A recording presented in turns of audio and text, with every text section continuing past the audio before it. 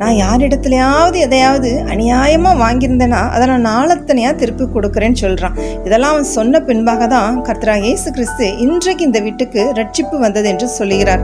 இதே போல நாமளும் மற்றவர்களிடத்தில் எதையாவது ஏமாற்றி பறித்து கொண்டது உண்டானால், மற்றவர்களுடைய ஆஸ்திகளை ஏமாற்றி வாங்கி இருந்தால், மற்றவர்களுடைய உயர்வை தடுத்து நிறுத்துகிறவர்களாக இருந்தால், மற்றவர்களுக்கு ஏதாவது அநியாயம் செய்திருந்தோம் ஆனால், நாமும் சகைவை போலவே அவைகளை மற்றவர்களிடத்தில் திருப்பி கொடுக்கிறவர்களாகவும் நாளத்தனையாய் அதை திருப்பி கொடுக்கிறவர்களாகவும் இருக்க வேண்டியது கட்டாயமாக தான் இருக்கிறது.